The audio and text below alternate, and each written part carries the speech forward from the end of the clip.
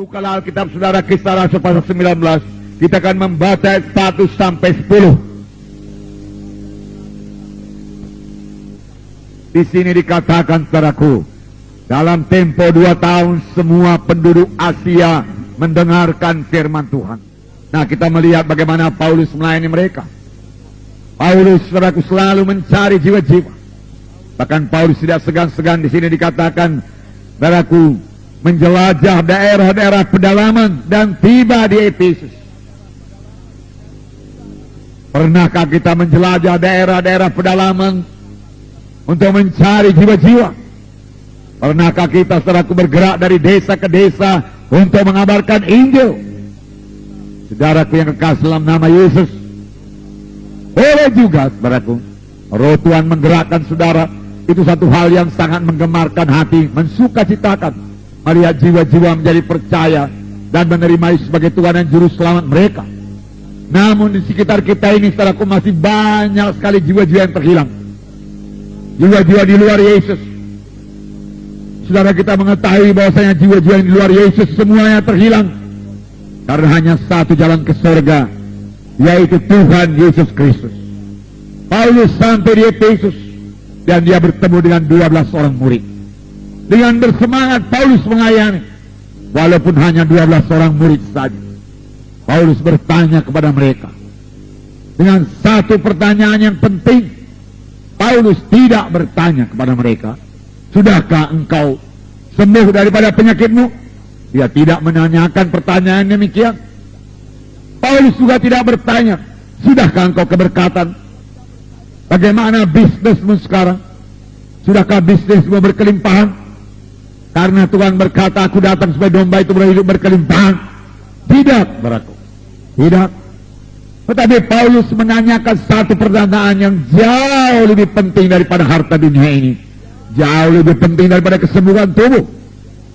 Oleh sebab itu saudaraku, biarlah kita datang kepada Tuhan bukan hanya mencari kesembuhan tubuh, bukan hanya supaya kita keberkatan, tetapi terutama supaya kita semua sampai kepada maksud Tuhan dalam hidup kita. Karena di dalam Yesus kita ini semua harus bertumbuh. Di dalam Tuhan ini semua kita ini harus berubah. Firman Tuhan tadi berkata, perkara lama lenyap, perkara baru timbul. Oleh sebab itu Paulus menanyakan satu pertanyaan yang amat penting. Sudahkah kamu menerima Roh Kudus tatkala kamu percaya? Jadi Paulus tahu mereka sudah percaya. Paulus mengakui mereka sudah selamat. Tetapi Paulus belum tahu dengan pasti apakah mereka sudah dibaptis dengan Roh Kudus atau tidak. Baptisan Roh Kudus sangat penting.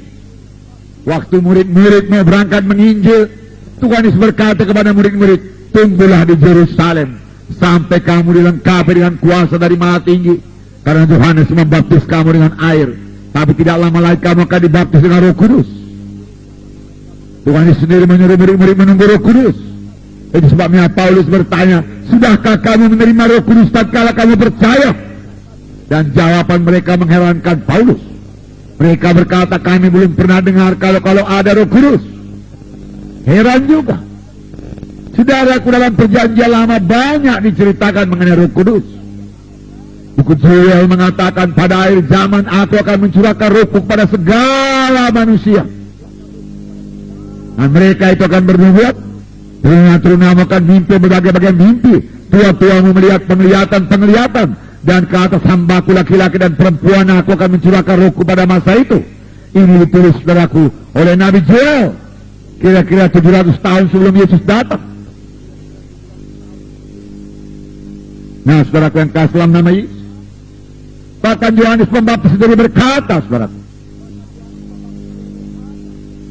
aku membaptis kamu dengan air, tapi kemudian datang seorang, aku tidak berlayak membuka tali kasutnya. Dialah akan membaptiskan kamu dengan Roh Kudus dan api. Dan semua kita mengerti bahwasanya Yohanes Pembaptis saudaraku melayani dengan urapan Roh Kudus, melayani dengan kuasa Roh Kudus. Saudara, dia tidak punya gereja, dia hanya di tepi sungai Jordan. Dan berita singkat, berkuasa, bertobatlah kamu karena kerajaan surga sudah dekat. Dan firman Tuhan berkata seluruh isi Yerusalem keluar. Sepanjang sungai Jordan mereka datang ke sungai Jordan untuk dibaptis. Seluruh Judea datang untuk minta dibaptiskan. Satu pelayanan yang sangat berkuasa. Roh Kudus memenuhkan dia, Roh Kudus menggerakkan jiwa-jiwa. Dan sambil mengaku dosanya mereka dibaptis sungai Jordan. Termasuk Tuhan Yesus, saudara, yang datang pada Yohanes Pembaptis. Dan Yohanes Pembaptis berkata, bagaimana ini Tuhan? Masakan engkau datang kepada aku supaya aku baptis? Yohanes berkata, biarlah demikian supaya kita menggenapi semua kehendak Allah. Dan Yohanes Pembaptis patuh, dan dia membaptiskan Yesus. Dan Roh Kudus turun kepada Yesus berlembaga sebagai seekor merpati. Allah Bapa bicara, inilah anak yang aku kasih, kepadanya aku berkenan. Saudara, ini kunci kepada pelayanan yang berkuasa, yang berhasil, yang harus dimiliki gereja pada akhir zaman ini. Saudara mau dipakai Tuhan, saudara mau diurapi Tuhan, intimlah dengan Roh Kudus, penuh dengan Roh Kudus, dengan suara Roh Kudus, bergaul dengan Roh Kudus, mematuhi Roh Kudus, maka pelayanan saudara berkuasa, saudara berbuah lebat di hadapan Tuhan. Haleluya.